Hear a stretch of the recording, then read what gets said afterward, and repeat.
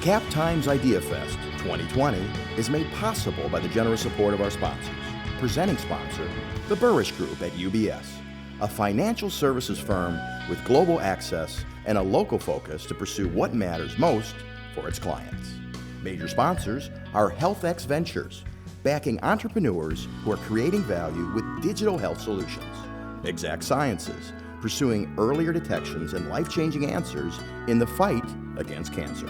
Quartz, health plans built with you in mind. And Madison Gas and Electric, your community energy company whose goal is net zero carbon electricity by 2050. Co-sponsors are Epic Systems and the Godfrey Kahn Law Firm. Other sponsors are Wisconsin Alumni Research Foundation, Home Savings Bank, Unity Point Health Meritor, Cargo Coffee, and the Forward Theater Company. Media partners are the Wisconsin State Journal and Madison.com, WKOW Channel 27, and Hinckley Productions.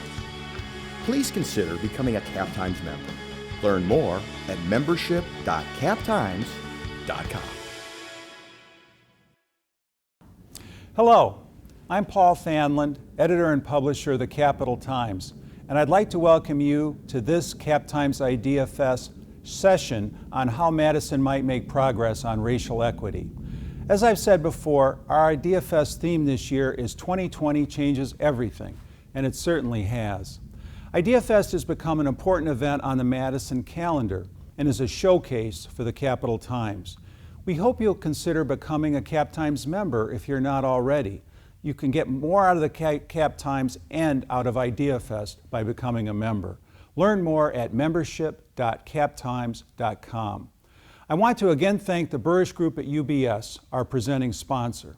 Quartz Insurance is also a major sponsor of Idea Fest and created the session you are about to watch, exploring how Madison might make progress on racial equity. We hugely appreciate the support by the leaders of Quartz for Idea Fest and look forward to hearing from the expert panel they have assembled. Thank you for watching and welcome. Thank you for joining this 2020 Idea Fest panel discussion sponsored by Quartz. I'm Angela Russell, Vice President of Diversity, Equity, and Inclusion at CUNA Mutual Group, and I'll be serving as a moderator for today's conversation titled, "The Time is Now to Act. How does Madison make progress on racial equity?" For today's conversation, we are lucky enough to have three incredible panelists. First, my dear friend and colleague, Shiva Bidar, is the Vice President for Diversity, Equity, and Inclusion at UW Health. Shiva has also served as an alder for the City of Madison for more than a decade, along with holding several other roles, I would say many other roles in community organizations. Next, we have Dr. Jack Daniels. For close to a decade, Jack has been at the helm of Madison College. Tasked with reshaping college to meet community needs, Jack led the campaign to establish the Goodman South Campus on Madison's South Side. Finally, we have someone that Jack knows well, Camilla Daniels. Camilla is the Vice President, Chief Administrator Officer for this discussion sponsoring organization, Quartz. For more than 2 decades, Kimila has worked in human resources and organizational development. Her undergraduate degree is in organizational leadership, and her graduate degree is in management and organizational development. Thank you to all of our panelists and welcome. Today's talk is slated to run an hour. With that said, let's jump right on in. I want to start our conversation with George Floyd, Jacob Blake, and Breonna Taylor. So I'm curious for each one of you, why are events like the killings of Breonna Taylor and George Floyd and the shooting of Jacob Blake impacting the Madison area and our country now? And I'm really interested in this piece about now because we know that these actions have been occurring for 400 years. So what's different right now? Let's start off with Shiva. Thank you so much, Angela.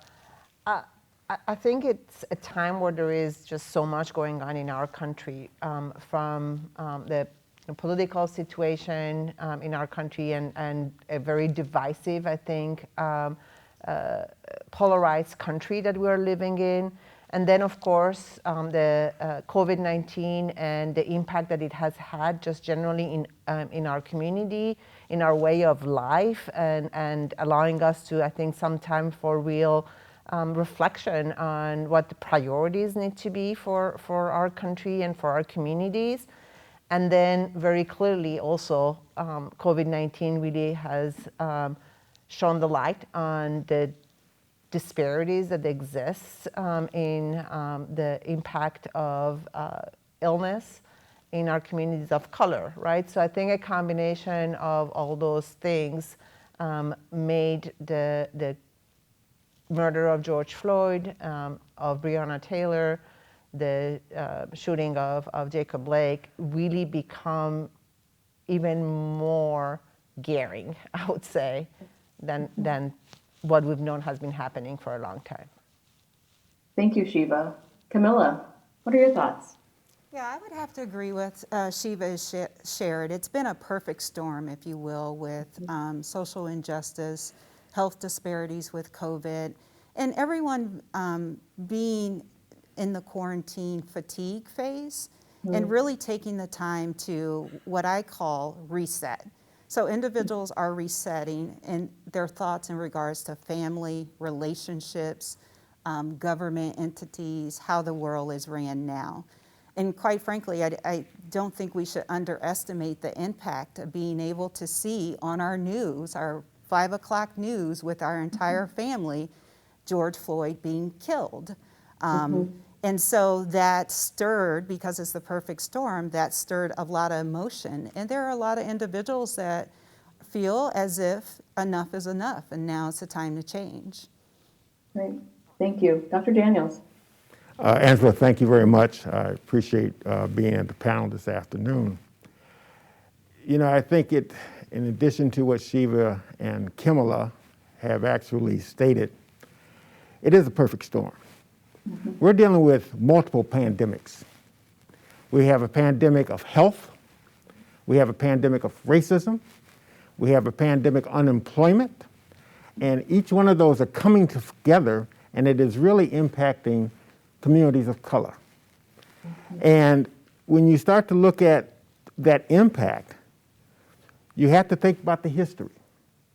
And many of us, back to the 60s and the 70s, the same things were occurring. And it's so invigorating to find that young people are starting to make that movement forward, just like the young people in the 60s and the 70s did the same thing. And this has come to a point where it's so important for them to say, hey, I want some control here. You're taking it away from me. You've taken it away from me. The deaths that we have seen is taking that away. And this is just an opportunity for numbers to get together and then hopefully making a sustainable change. Thank you for that. That's the hope in our youth is really important, and it's really incredible to see. Before I kind of go on to specific related to Madison, I'm curious for each of you. Each of you are leaders in our community and in your organizations. What is it like, and what has it been like for each of you to lead during this time, to use your words, Jack, of multiple pandemics? What is it like for you, and what do you have to do on a regular basis to reground? Who wants to start? I'll start. You know, when you think about Madison College, 2,200 employees, 30+ thousand students, moving from what we had known as face-to-face instruction to purely remote in most of our courses. And when you start to think about that change, it's difficult. It's difficult not just for the students who may never had experienced it before, who may never have had the devices before to access, but the faculty. Many of them had never done online learning. And to continue to maintain that and to get their training in, that's a difficult situation. It's also difficult when you have students who email me, they're not calling, but they text and they email, and they want to know, well, what is the college going to do about anti-racism? What is the college going to do about protecting what my interests are? And that's, again, a huge issue that we have. But there are strategies that we have been working on for months in trying to minimize some of that stress that folks have, but at the same time, really being intent on where we need to go. And that in itself has been, it's been encouraging, but it takes a lot of time to do that. And when you think about, you have stressful days. I mean, the days don't necessarily decrease in time because you're doing things virtually. Right. But, you know, I can go home and I've got a great friend, and it's my dog. Okay. All right? In addition to my wife. But, you know, you talk about alleviating stress. Yeah, right. So. Thank you for that.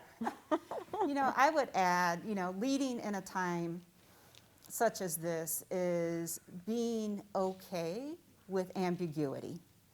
So in my role, I'm the Chief Administrative Officer for courts. That's a fancy title for saying I have responsibility for leading HR, facilities management, IT, and organizational development. Well, when you think about facilities, HR, and IT, those are the departments or areas that are mobilized in the event of a pandemic.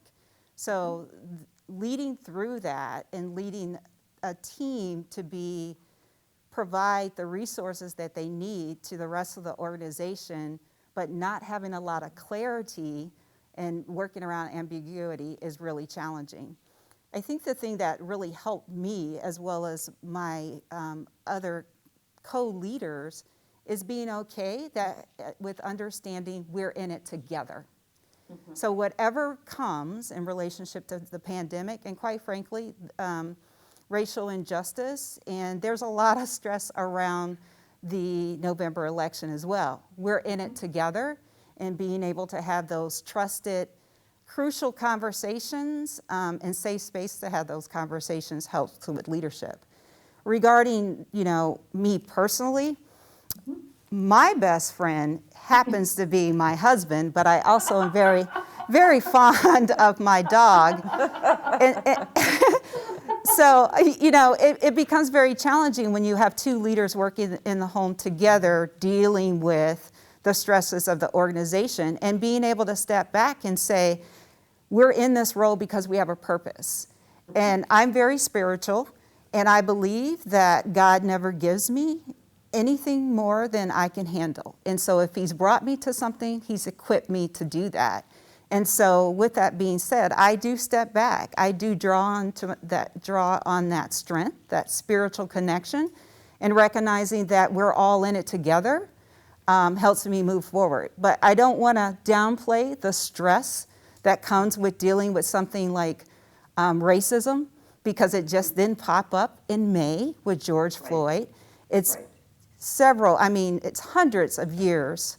And there is a lot of, you know, when I talk to colleagues about how I was doing or am doing, I have a day where I'm okay, I'm upbeat, and I have a day where I'm profoundly sad.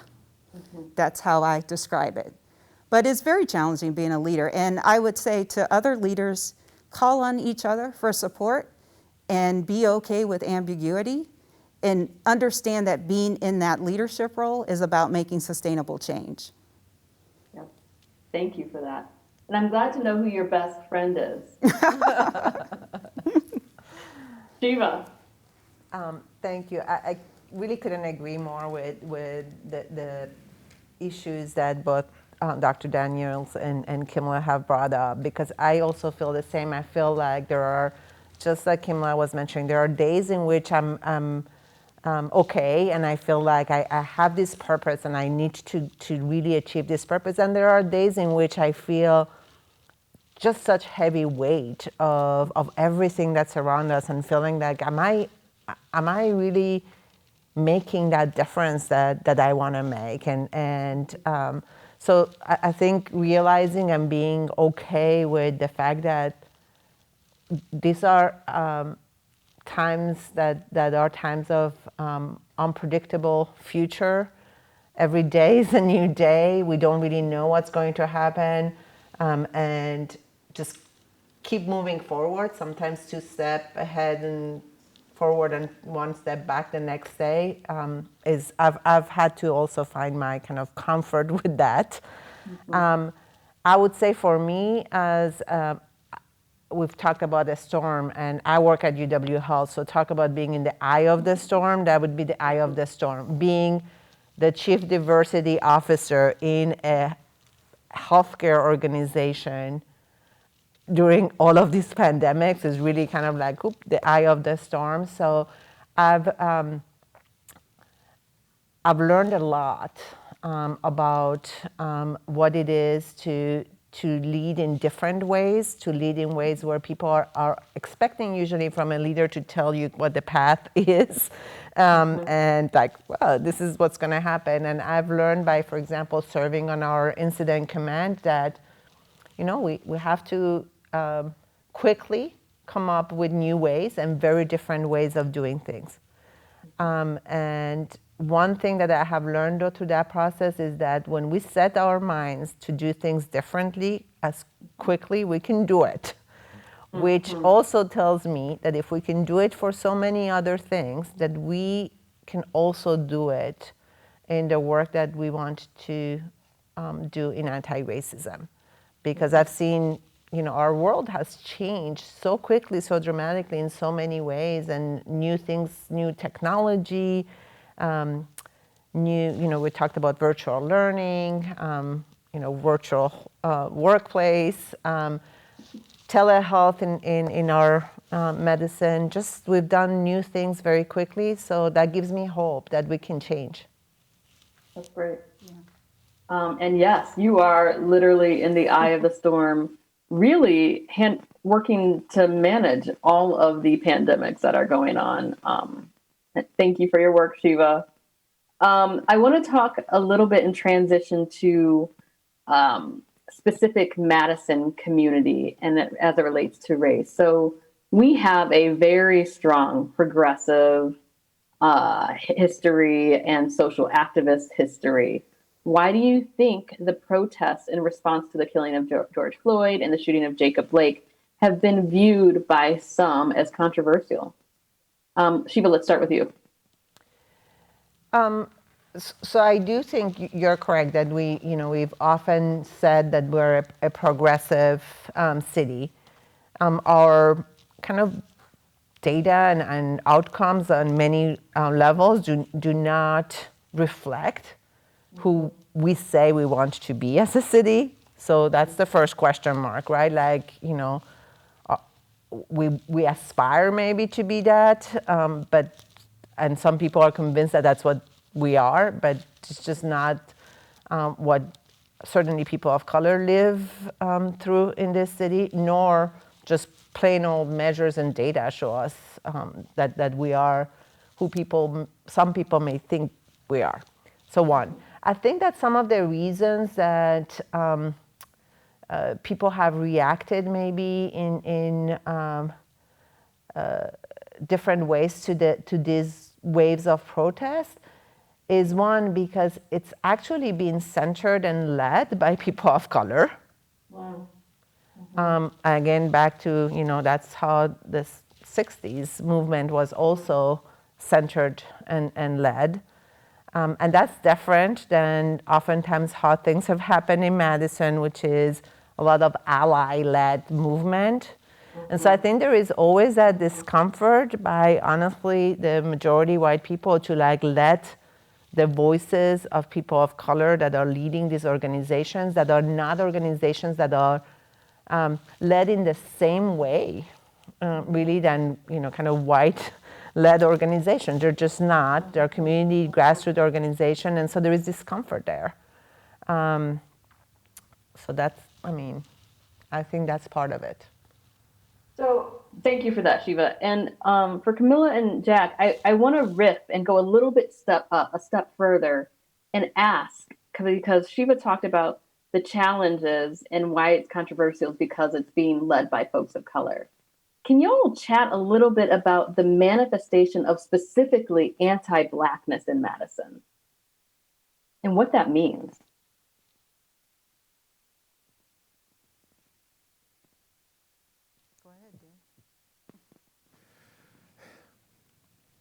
Which best friend is going to go first? I am. The term anti-Black, for me, is basically a term that says we really don't want to have any engagement with you at all. And that engagement or disengagement shows itself in many of our entities, if you will. And so when you're thinking about anti-Black,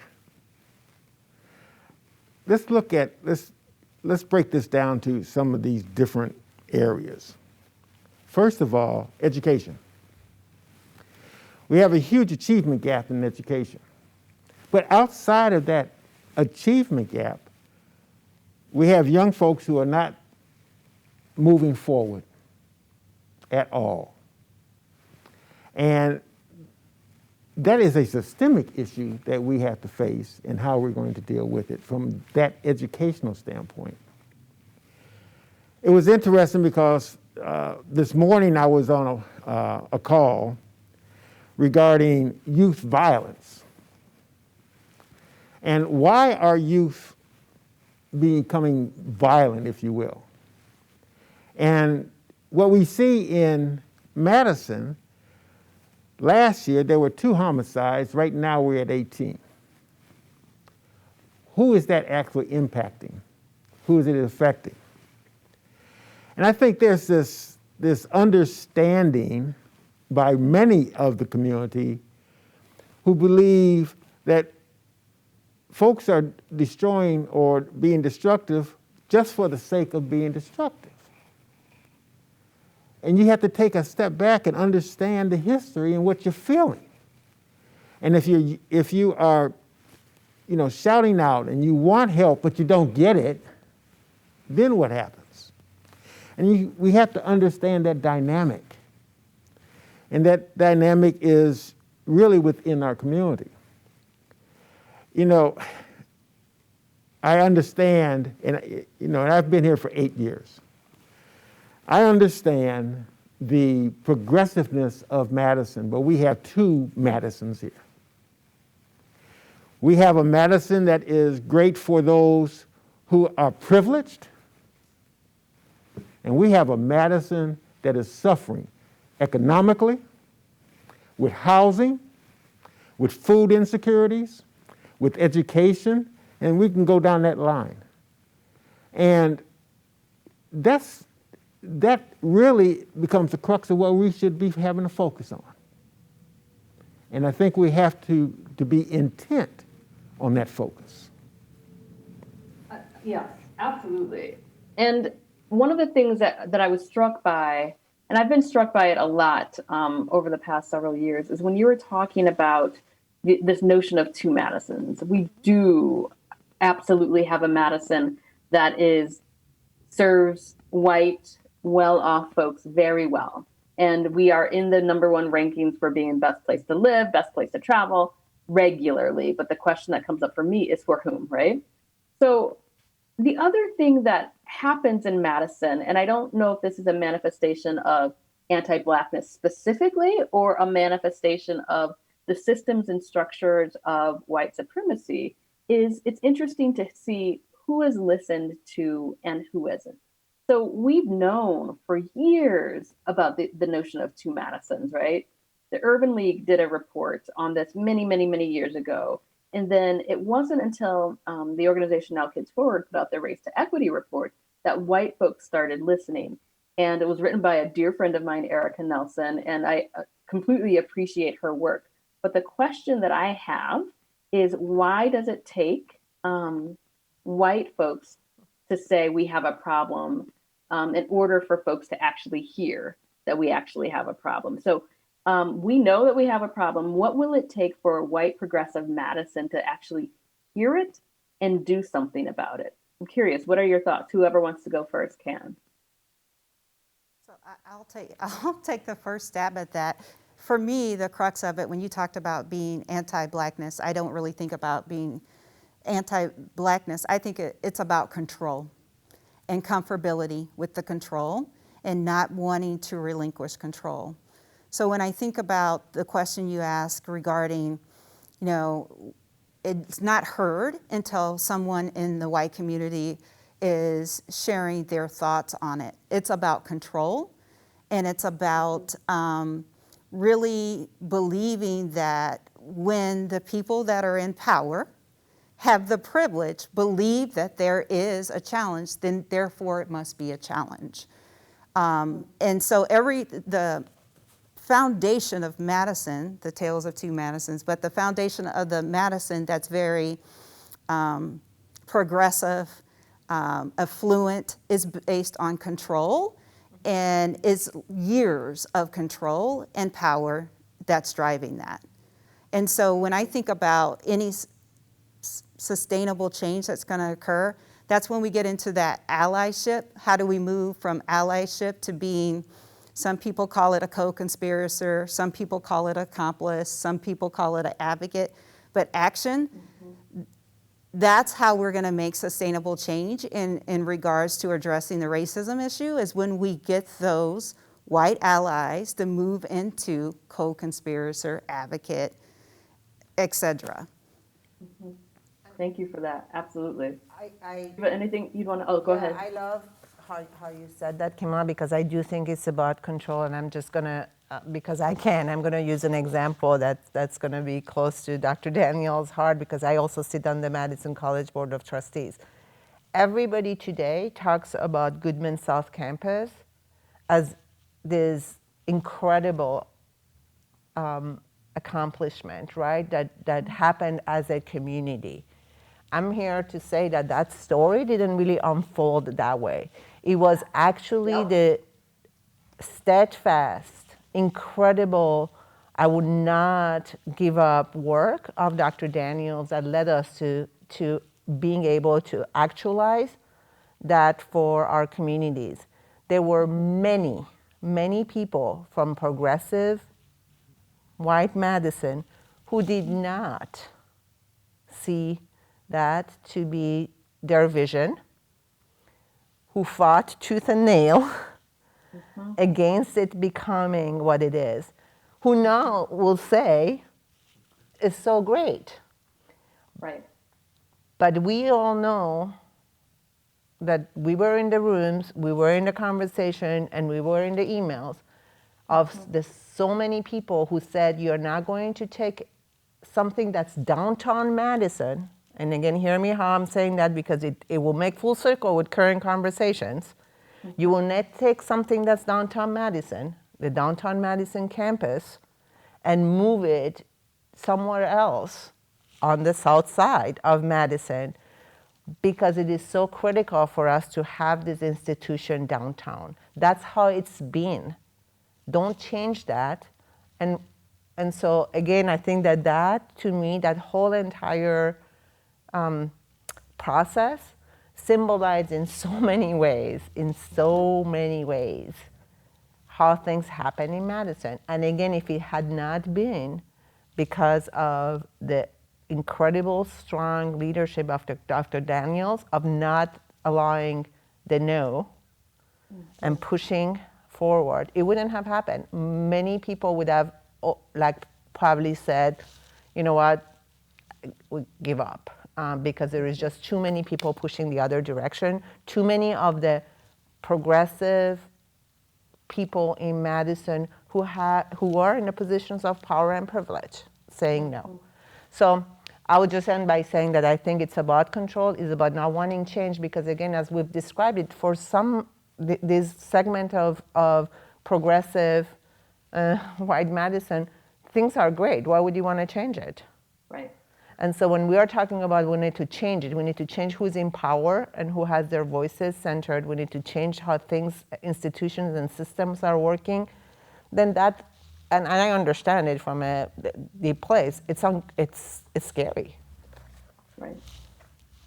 Shiva, you're reminding me of the conversation that happened with DMI and Heather McGee earlier this week in terms of what will it take to actually create a multiracial democracy. Mm-hmm. And it seems like even here in very progressive in quotes, because the question is progressive for whom, even in progressive Madison, we have not built that notion of creating a multiracial democracy based purely on who has access to power and who doesn't.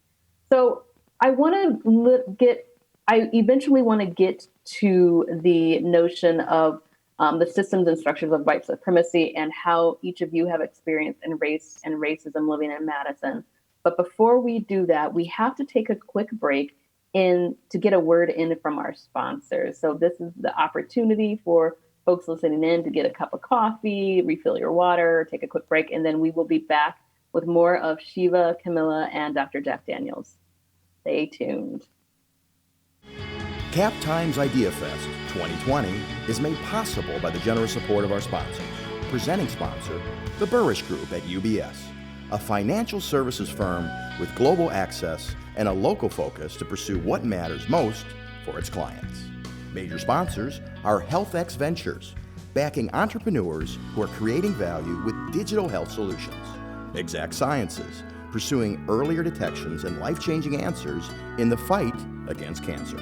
Quartz, health plans built with you in mind. And Madison Gas and Electric, your community energy company whose goal is net zero carbon electricity by 2050. Co-sponsors are Epic Systems and the Godfrey Kahn Law Firm. Other sponsors are Wisconsin Alumni Research Foundation, Home Savings Bank, Unity Point Health Meritor, Cargo Coffee, and the Forward Theater Company. Media partners are the Wisconsin State Journal and Madison.com, WKOW Channel 27, and Hinckley Productions. Please consider becoming a Cap Times member. Learn more at membership.captimes.com. We are back with Shiva, Camilla, and Dr. Daniels talking about creating a racially just community here in Madison and what that could actually take. Before we kind of envision what that could look like, I want to talk about the system and structure of white supremacy here in Madison. I think a lot of times, because of our history in social activism and our pronounced progressivism, we think that we're somehow absolved from having white supremacy embedded into our systems and structures. I would love your thoughts on how do you see the system and structure of white supremacy working here in Madison? Shiva, do you want to start? So I think one of the ways that that it shows up is what I had just described. It's really like centering all the conversation and the decisions, right, around what works and what has worked for this majority white community. So we have, and it's kind of like we have built these systems, and these systems are really great. And so you cannot dismantle them because it was built by this, progressive majority. And so I think it shows up in ways that is like a conviction that things have been built from a place that did not have any racism embedded in them, that they were built actually from a perspective of inclusion. And so it's really hard to have those conversations when people are really convinced that at their core they built these systems they really think they built them in an anti-racist way. And so I think it shows up in all levels of decision making and structures that have been built in our community. Thanks, Shiva. Let's go next. Yeah, I would agree with you that when I've had conversations, it's been around, well, our intent. It's always around intent. In regards to creating structures and processes, even, the application process for getting into UW or something, the intent was not there. And so therefore, it's generally agreed upon that if the intent wasn't to be racist, then therefore it must not be racist, rather than a focus on what is the impact. And recognizing that over time, any structure that's been built needs to be revisited because the people who are using it change over time. How I see it manifest, and we don't even have enough time to talk about how we see it manifest in Madison, but it's embedded in everything we do, from our education system, K through 12, our higher education system. When I think about the employment practices, healthcare practices, even entering into the differences between how a patient of color is interacted with, treating them the same way they would treat another non-patient of color and not recognizing there's a difference there. So it presents itself in every system you could think about, education, as well as the corporate world, as well as policing. It presents itself. Mm-hmm. Absolutely. Thank you, Camilla. Dr. Daniels, any thoughts? If you take away the word white and just use supremacy, understanding what does that mean? I'm supreme. I am in control. I am not going to lose my control. And I'm not going to allow anyone to challenge that control. And so if you historically, when we think about white supremacy, and you think about separate school systems, separate health systems, especially in the South, it was about, we need to control where you are. And we will control your ascension to wherever it needs to be. And I think some of that is true within our own community. We talk about K-12. Racial disparities and achievement gaps just didn't happen in the last 6 years. Yeah. It's a continuum. We think about housing. And if you think about affordable housing and the way our market is changing, we're losing affordable housing. We're just having difficulty in maintaining that level for those folks who actually need it. But that's a level of control as well. And I think what we have to look at are, what are those strategies that allow folks to be comfortable with losing some of that control? And losing some of that control does not mean you have total anarchy. What it does mean is that we're sharing in a development and an enhancement of a community that we want to be proud of, and to make sure that it's going to be racially equitable. And those are strategies that we need to be focusing in on. Thank you for that. One of the things that I'm often struck by in these conversations, particularly in Madison, is when we talk about racial equity, it's a black-white narrative. And quite frankly, the civil rights movement that we're having, particularly right now across the country, is around Black and anti-Blackness that's manifesting itself. But sometimes in this work of racial equity, it's really important. And I've seen countries go through a truth and reconciliation process. I am so curious about what it would look like for Madison to go through a truth process and understand how we are not, the people who are in Madison right now, the majority of the folks are here in Madison, we're not the original caretakers of the land. And I know that in conversations around race in particular, our Indigenous folks are often left out of the conversation completely. It's almost as if we pretend that that doesn't exist. What would it look like as we're creating a racially just community to be intentional about including our Indigenous community, our Ho-Chunk Nation in this conversation? I believe you have to be intentional. You have to bring them into the conversation. And bring them into the conversation, and I hate to use the word them, because it's just not the Ho-Chunk. It's Right. also the Hmong community. It's the Latinx Absolutely. community. It's the Absolutely. African American community. And it's bringing them in to understand their own cultures and what they are looking for, their experiences. I had a real good conversation about a week ago, and it was focusing in on the Native American. And I'm using that because you have different tribes, especially that access this area.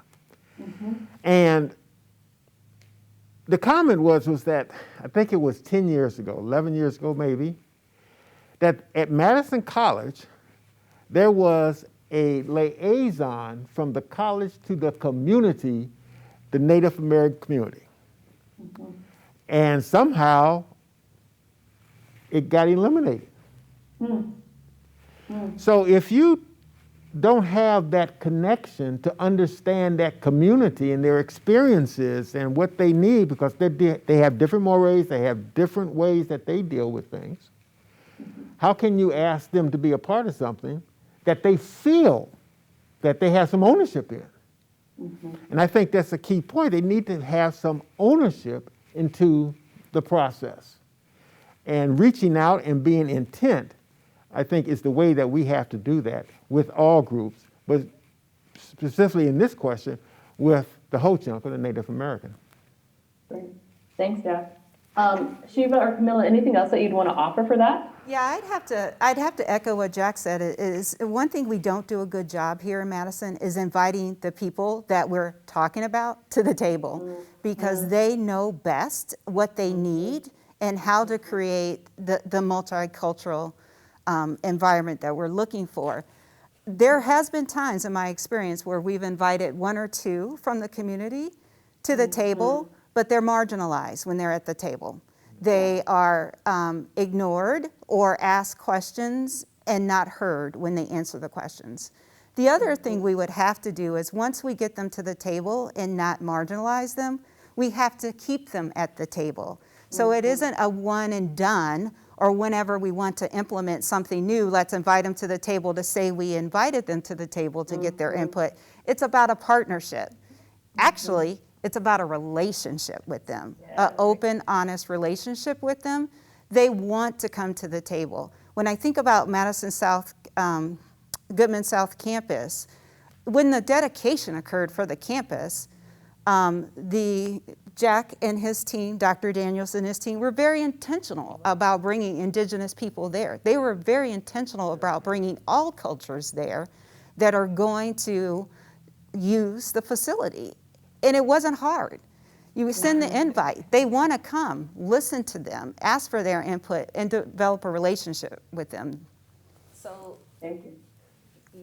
I completely agree that the key is relationship, right? Sometimes I feel like the conversations become either further tokenizing or stereotyping, or like like very artificial, and like, oh, like come and tell me about your culture, like okay, you know. And as I always say, like, who invites, you know, a white man from Wisconsin to say, come and tell me, because I mean, I've learned a lot, but like, come and tell me, and expect that this person would represent maybe a collective, I don't know.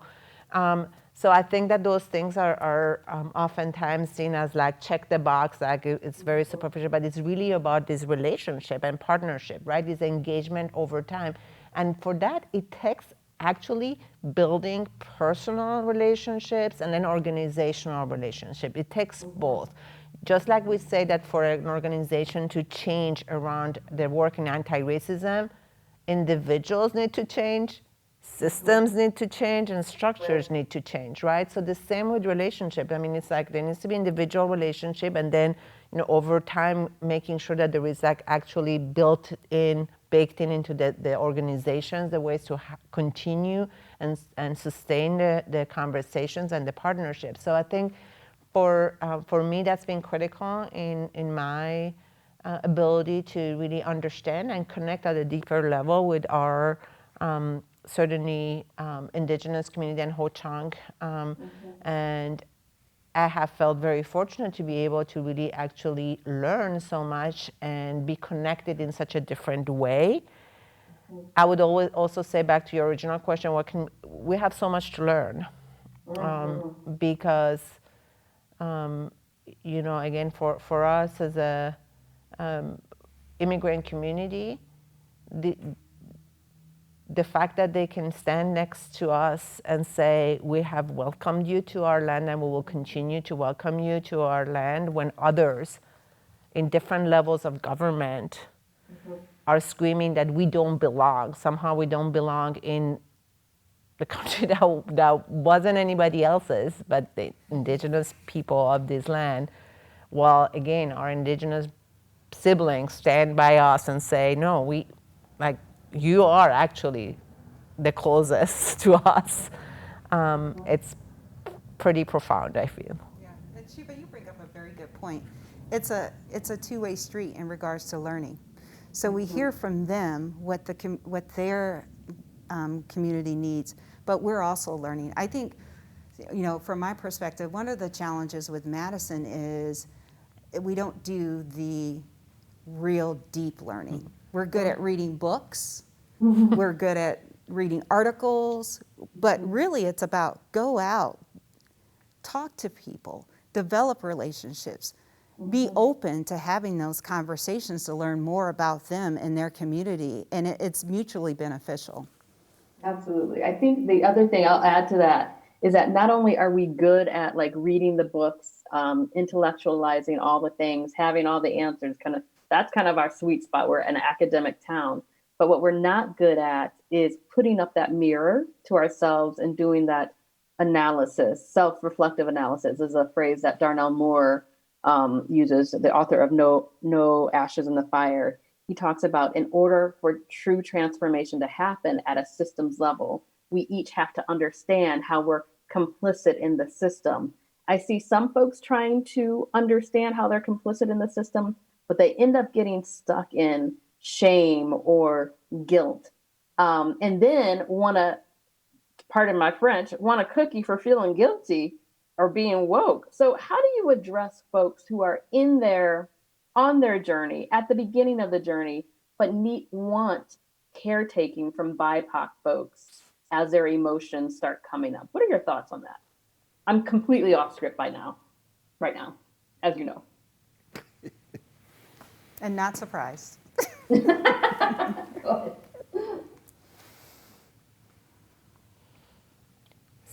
So your question being, how do we help, our again, white, whether we call them allies, co-conspirators, as along their journey without. Yes. So I really think that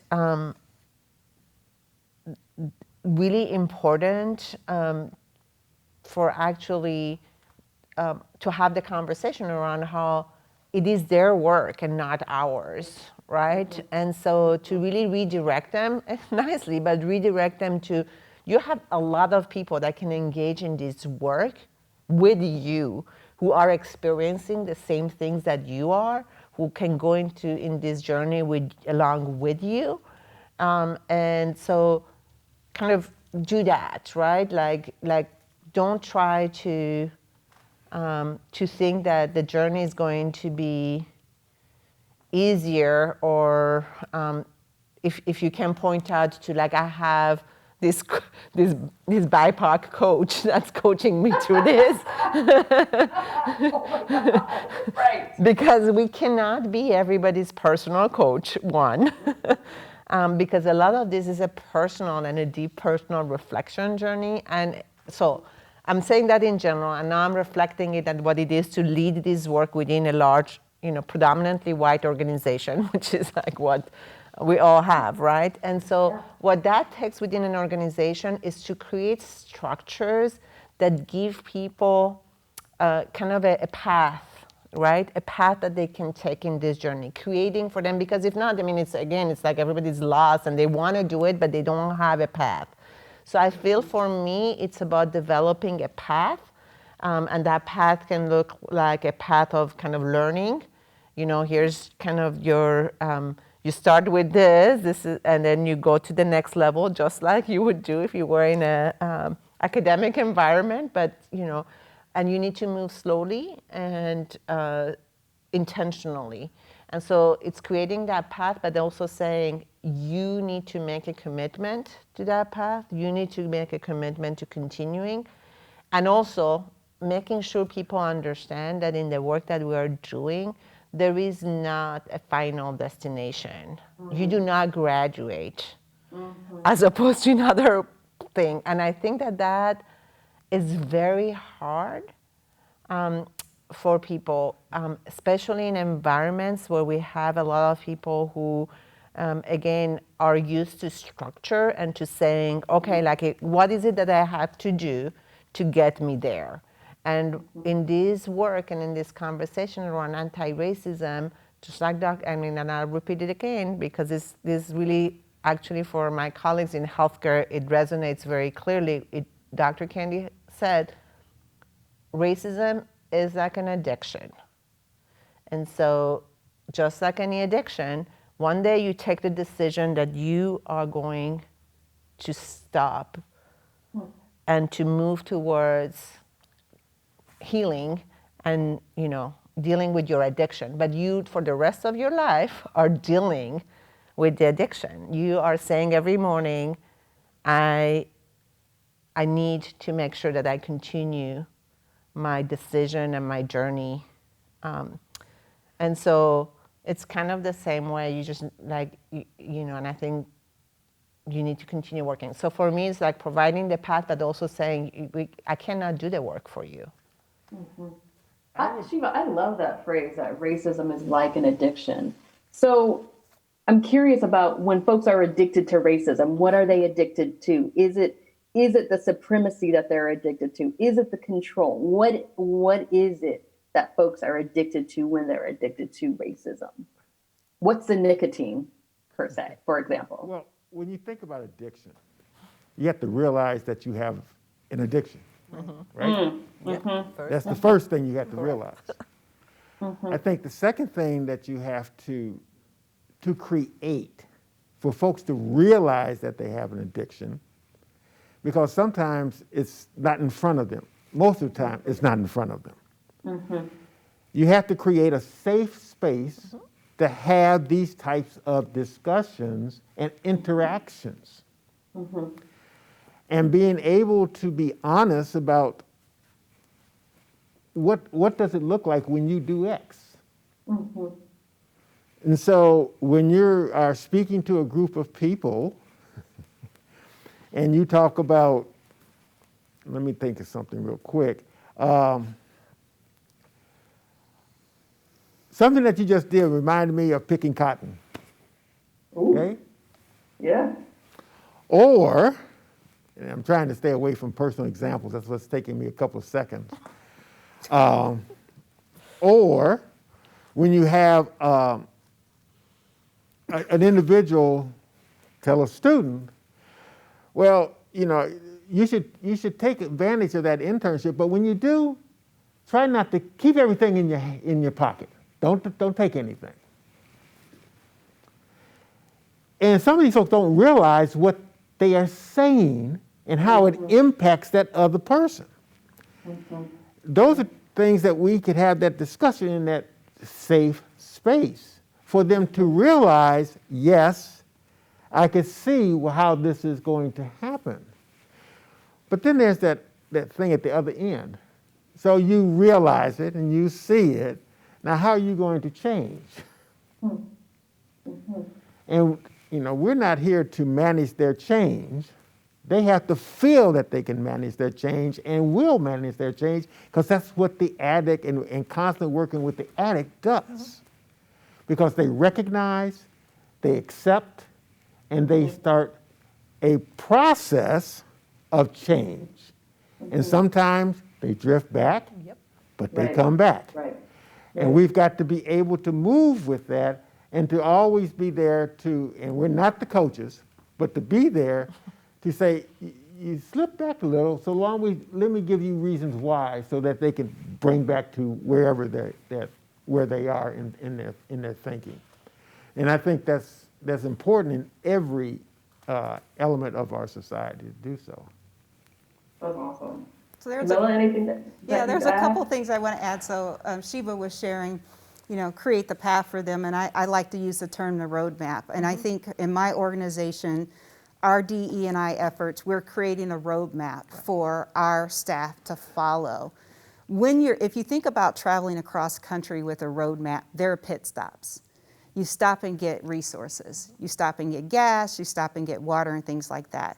So while it may be very daunting from my perspective to be one of very few people of color in a space, I recognize that that's part of my role, is to be one of those resources at each one of those pit stops. Not to drag them along the roadmap, but to be a resource for them and create that safe space that Dr. Daniels mentioned. Going back to the addiction, one of the challenges that I think we have is, you're right, you need to first recognize that you have addiction. And what is getting in the way of some people realizing that is their definition of racism. And so there are a lot of progressive liberals that define racism as that old school relic, Klan, or I just need to deal with my older relative during the holidays. I'm not like that. It is much broader than that. We talked about it today. It's about history, and it's about the outcomes and things like that. So when I think about making sustainable change, we need to get the people who have the narrow, incomplete definition of racism to broaden it. And then they're more likely to think that, yes, I do have some challenges there, and I'm willing to follow the roadmap. And I think all of us here today are willing to be the resource. We're not driving them along the path, we're not pulling them along the path, but we're willing to be a resource. But I think we also have to understand, and I appreciate what you said, is that today, what we have is an approval to be racist. And when you have an approval to be racist, you will exercise, and your addiction is just fine with you. And we've got to be able to coalesce to address that issue, to take away that approval. And those approvals are parts of policies, they're part of laws, they're part of regulations. And we have an important job to try to address those issues in a way where we get folks who can see what racism truly is, can understand it, and we can make some of those types of changes. But it's important to understand, racism is not okay. Right. Right? Right. And what actions are we going to take to make sure you know that it's not okay? This conversation has been so amazing. Just in this short time, we've been able to really talk about and illuminate for folks who are listening into this that racism exists here in Madison. It's something that we are apparently addicted to because we like supremacy and control, and that all of this is very connected. As we close out this session, I'm curious to hear from each one of you what a racially just community could look like. If we were to use some radical imagination, what could a racially just Madison look like? Let's start with you, Dr. Daniels. I don't know if it's radical. And I look at it on many different levels. So one of the levels I look at is who do we have that are making policy decisions for us? Who do we put in elected offices? And we have an obligation to put in people in elected offices that reflect equity, that reflect fairness, that reflects the ability to listen, to be truthful and have integrity. We have that obligation through the voting box that we have to exercise because it impacts schools, it impacts how you do housing, it impacts everything that we are talking about. And so that's what I think through when we think about a community that is going to practice racial equity. I think for a college like ours, it's being sensitive and understanding of the differences students bring, but also the faculty and the staff and administrators bring. That to me is an ideal to understand and recreate opportunities based on that knowledge. And then connecting to businesses and industries. And I think the third thing I would say is, when I think about that racial equity in the community, I want to see fairness in economic development, in business development. I want to be able to have folks who want to access African American vendors, Latinx vendors, all vendors, and being able to have that collaboration that happens between everyone in the community. And that's what I think we need to be moving toward. And that would be my ideal. Awesome. Camilla? Well, Jack didn't leave much for us to cover because I think he's covered most of it. I would reiterate the importance of having diverse people in positions that are making decisions. So when I think about boards, not just non-for-profit boards, although we have opportunity with non-for-profit boards, but corporate boards, making sure they're diverse, more than the Rooney Rule, which if you don't know what the Rooney Rule, it's one person of color and it's one woman and everything's covered. Being very intentional about having diverse representation in the positions that create policy and programs and following through and developing those relationships where we're bringing in everyone in our community, bringing them to the table to help make decisions on our current state and future state. And then Jack brought up something very, very important, which is our economic development. Specifically, Black economic development. We don't have a good Black economic development ecosystem, and we have to be very intentional about that because a very diverse multicultural Madison means everyone has the opportunity to grow, be a business owner, etc. So, thank you. Shiva? Very little left for me to say, but I will end with also, I think that for us to have a racially just community, we need to deal with injustices that have happened in the past, right? So it goes back to your truth and reconciliation. And I think the biggest injustice in this country is wealth, generational wealth.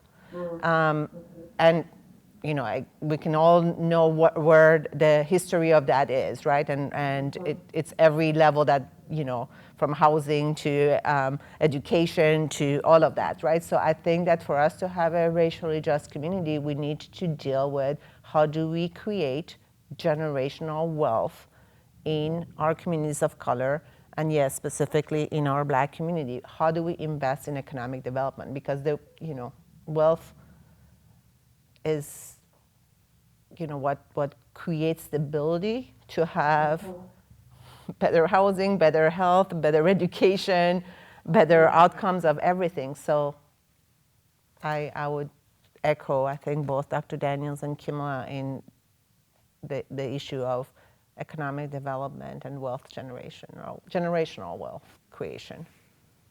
Awesome. Well, I want to thank our panelists, Shiva, Jack, and Camilla, for participating in this discussion. I'm so glad to be in community with each one of you, and thank you for lending your time and talents. And for anyone who's attending, thank you for attending today's virtual event. I hope that you can keep the conversation going even after this discussion is over, because this discussion isn't the work. Going out and doing the work and practicing, that's the work. So thank you all. Cap Times Idea Fest 2020 is made possible by the generous support of our sponsors. Presenting sponsor, the Burrish Group at UBS, a financial services firm with global access and a local focus to pursue what matters most for its clients. Major sponsors are HealthX Ventures, backing entrepreneurs who are creating value with digital health solutions. Exact Sciences, pursuing earlier detections and life-changing answers in the fight against cancer. Quartz, health plans built with you in mind. And Madison Gas and Electric, your community energy company whose goal is net zero carbon electricity by 2050. Co-sponsors are Epic Systems and the Godfrey Kahn Law Firm. Other sponsors are Wisconsin Alumni Research Foundation, Home Savings Bank, Unity Point Health Moderator, Cargo Coffee, and the Forward Theater Company. Media partners are the Wisconsin State Journal and Madison.com, WKOW Channel 27, and Hinckley Productions. Please consider becoming a Cap Times member. Learn more at membership.captimes.com.